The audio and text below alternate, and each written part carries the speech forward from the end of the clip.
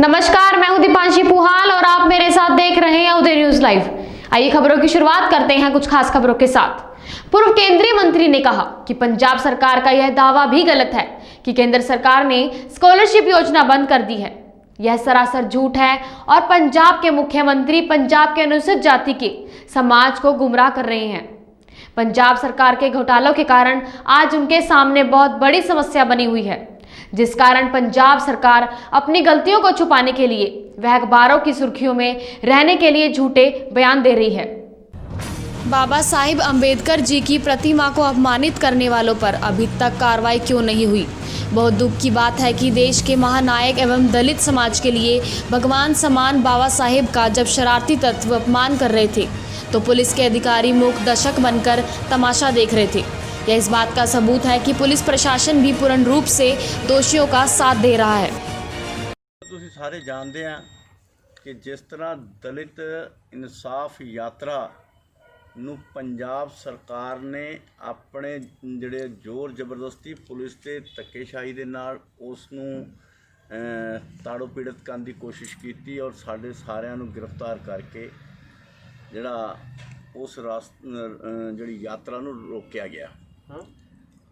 और उस तो बाद बहुत सारे सरकार दे नुमाइंदे और दूजियां पार्टियां दे लोग भी बहुत सारियां जड़ियां उस यात्रा दे उत्ते किंतु परंतु करी जांदे ने।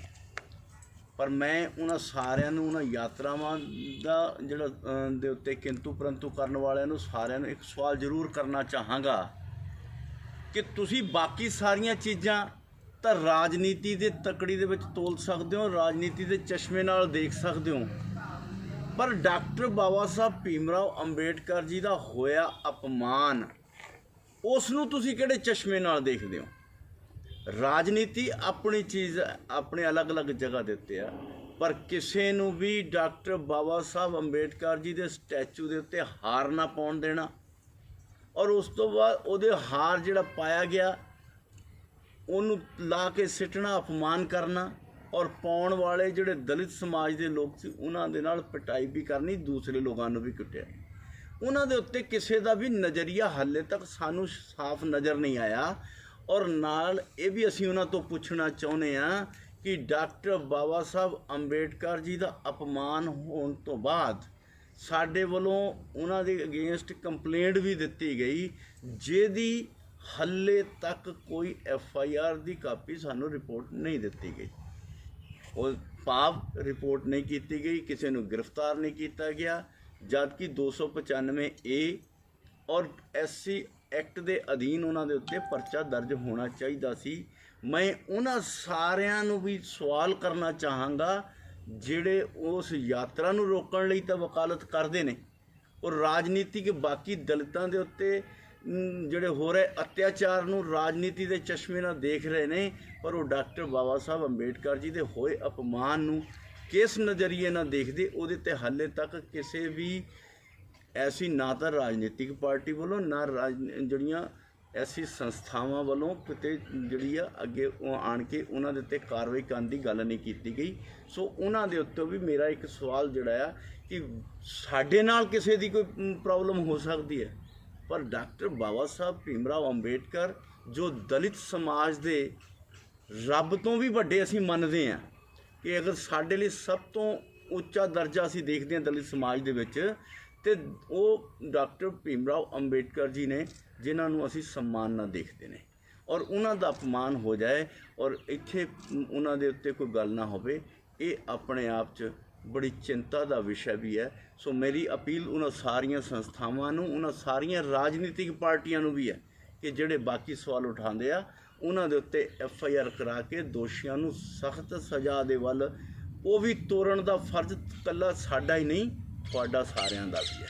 सो ये जिथे असीं ये बेनती करते हैं, उत्थे मैं देख रहा सी कि जदों यात्रा सी कढ रहे तो बड़े सवाल उहदे उत्ते कर रहे सी और साड़ी कारगुजारी ते भी कर रहा सी और अपनी जड़ियाँ सफाइयाँ और सरकारी पक्ष तां मैं देख रहा सी, बड़े सब्ज बाग भी दिखा रहा सी, जिहदे च उन्होंने एक ये गल कही कि मनमोहन सिंह जी ने पोस्ट मैट्रिक स्कॉलरशिप दी सी तो असीं कोई एरियर नहीं रहन दिता। मैं इत्थे क्लीयर कर देना चाहना 2012 ਦੇ ਵਿੱਚ ਮਨਮੋਹਨ ਸਿੰਘ ਨੇ ਸਕਾਲਰਸ਼ਿਪ ਸਕੀਮ ਬਣਾਈ ਸੀ, ਲਾਗੂ ਕੀਤੀ ਸੀ, ਪਰ ਪੈਸਾ ਇੱਕ ਨਹੀਂ ਸੀ ਦਿੱਤਾ।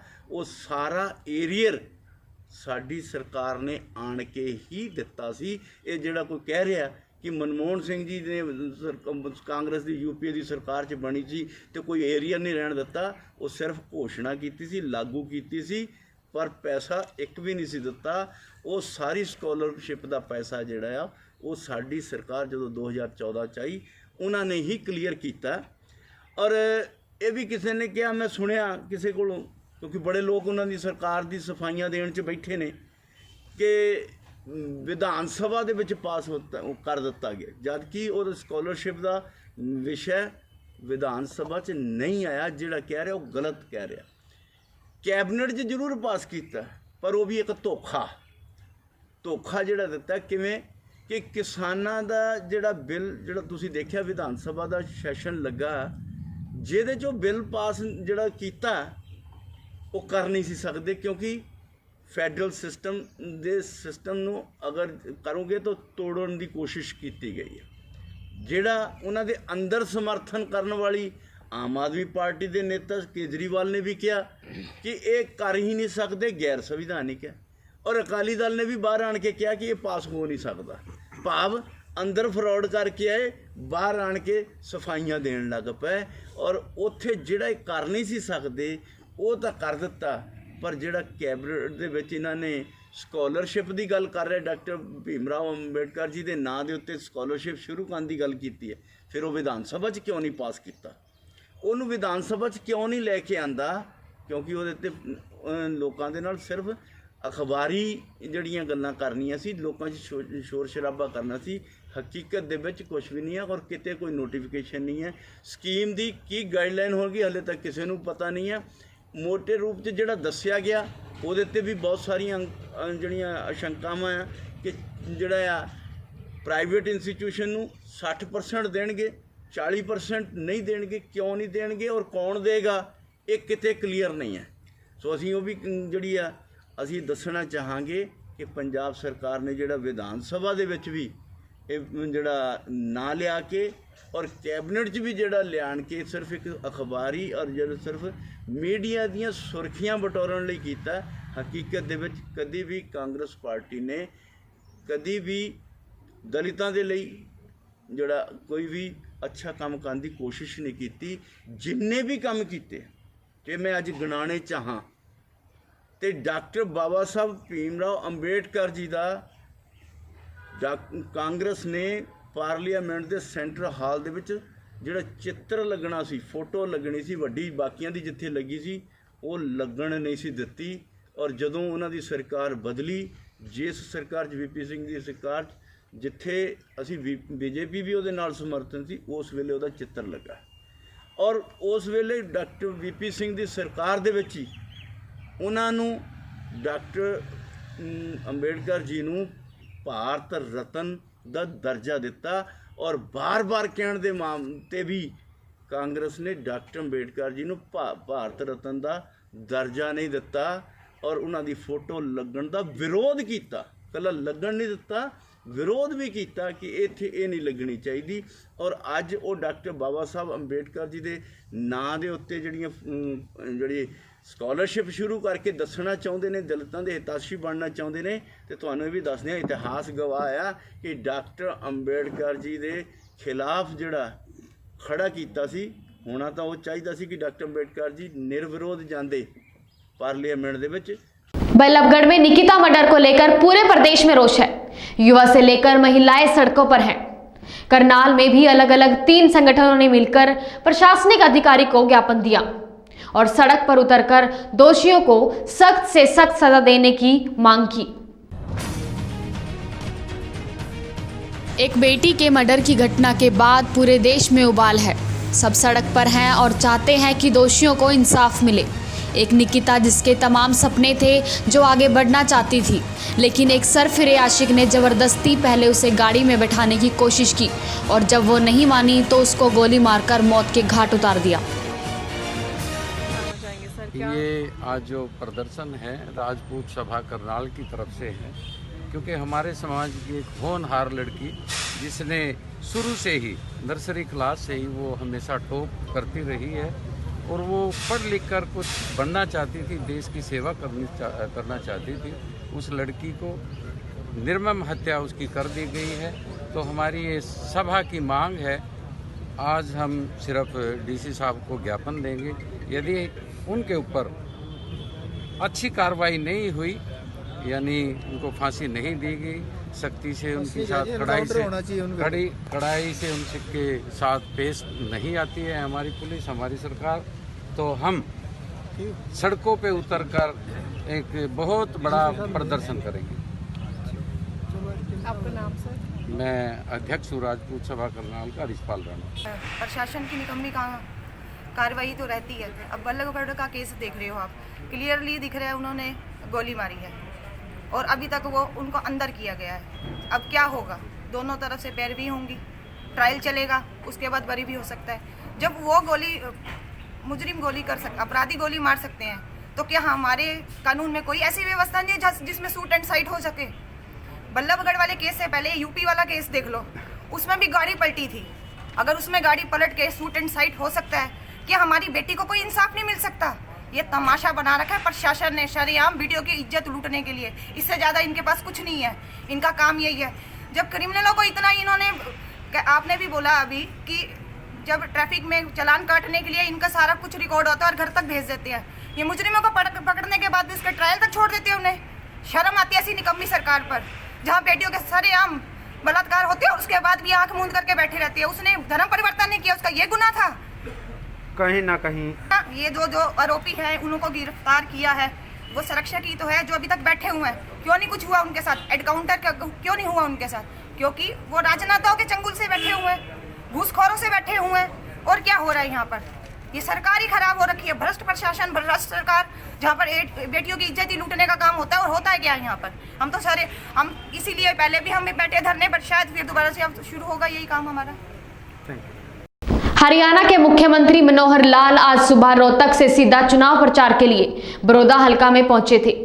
मुख्यमंत्री ने कांग्रेस को आड़े हाथों लेते हुए कहा कि कांग्रेस ने हलके में अब तक विकास नहीं किया है, बल्कि लोगों को भूत प्रेत की कहानियां सुनाकर गुमराह करते रहे। कांग्रेस का झूठ अब चलने वाला नहीं है। यही हाल पूर्व मुख्यमंत्री ओम प्रकाश चौटाला का है, जो एक विधायक लेकर मुंगेरी लाल के हसीन सपने देख रहे हैं। बड़ौदा के लोग काफ़ी समझदार हैं और यहाँ का मतदाता जात पात से ऊपर उठकर हलके के विकास के लिए भारतीय जनता पार्टी और जेजेपी का संयुक्त उम्मीदवार योगेश्वर दत्त को वोट करेंगे, जिससे योगेश्वर दत्त की जीत सुनिश्चित हो चुकी है। चुनाव की जो भी रणनीति होती है, हमारा जो चुनाव प्रबंधन का एक सेल रहता है, वो अपने आप तय करता है। और उन्होंने जो तय किया है, मुझे लगता है कि काफ़ी ठीक है, क्योंकि कुल मिलाकर के हमारे सारे नेता, चाहे वो बीजेपी के हैं, जेजेपी के हैं, गठबंधन और गठबंधन के अलावा बहुत से वेलविशर्स भी हमारे हैं। गठबंधन के नाते से जो हमारा कैंडिडेट है, हमने तो अपने मुद्दे सारे पहले स्पष्ट कर दिए हैं। उन्हीं मुद्दों को जनता के सामने फिर दोबारा रख रहे हैं कि विकास के नाते से जो पिछले 4 महीने में, 5 महीने में किसान समझ चुका है कांग्रेस का बहकावा, कांग्रेस के झूठ हम नहीं चलेंगे। बहुत झूठ पहले बोले उन्होंने, हमेशा वो भूत प्रेत की कहानियां सुना करके हुआ दिखाते रहे, कोई झूठ उनका चलेगा नहीं। किसान भी समझता है। एमएसपी जिस प्रकार से लगातार हम सारी फसलें इस समय की खरीद रहे हैं, आगे भी खरीदेंगे। मंडियां बरकरार जैसे पहले थी वैसे ही रहेंगी। तीनों किसान बिलों का जो बिल आए हैं, किसान के कानून किसान के लिए आए हैं, उनका सबका लाभ आज तो शायद किसान को उतना महसूस नहीं होगा, आगे चल कर के निश्चित रूप से लाभ होने वाला है। उनको बहुत बड़ी फ्रीडम इन बिलों के कारण से अपने अच्छी उपज करने के लिए, उसकी मार्केटिंग करने के लिए, और उसका उपयोग जो भी कोई व्यापारी करेगा, प्राइवेट वेंडर करेगा, उस नाते से कीमत ज़्यादा मिलेगी तो उसको छूट मिलेगी बेचने की, वरना एमएसपी पर सरकार हमेशा खरीदते रहेगी। करनाल के ऊंचा समाना गांव में 2 मौसेरे भाई के बीच में 8,000 रुपए को लेकर हुआ दोनों भाइयों के बीच झगड़ा। 30 साल के सुरेश पर उसके मौसेरे भाई ने हॉकी से किया था हमला। हमले में गंभीर चोट लगने के कारण इलाज के दौरान हुई सुरेश की मौत। पुलिस ने शव को कब्जे में लेकर मामले की जांच शुरू कर दी है। मात्र 8,000 रुपये की रकम को लेकर दो मौसेरे भाइयों में इतना विवाद बढ़ गया कि एक भाई ने अपने मौसेरे भाई पर उस समय हॉकी स्टिक से हमला कर दिया। सुरेश के परिजनों ने बताया 15 अक्टूबर को सुरेश अपने भाई से 8,000 रुपये लेने के लिए उसके पास गया था। तभी सुरेश पर उसके मौसेरे भाई ने हमला कर दिया था, जिसके बाद सुरेश बुरी तरह से घायल हो गया। सुरेश को इलाज के लिए अलग अलग हॉस्पिटलों में ले जाया गया।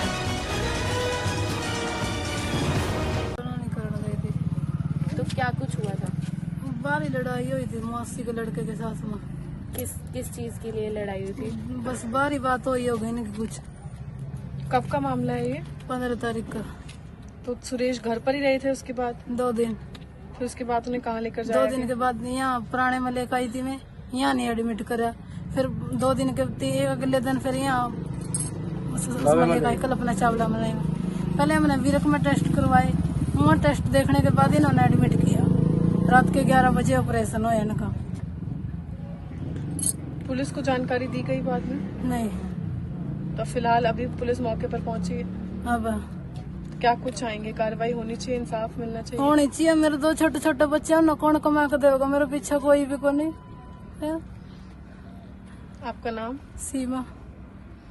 उसमें घर घर का रोड़ा था, लेन देन कोई दी नहीं, फिर ना कोई कंप्लेंट करे, आपस में मारपीट सी हुई थोड़ी।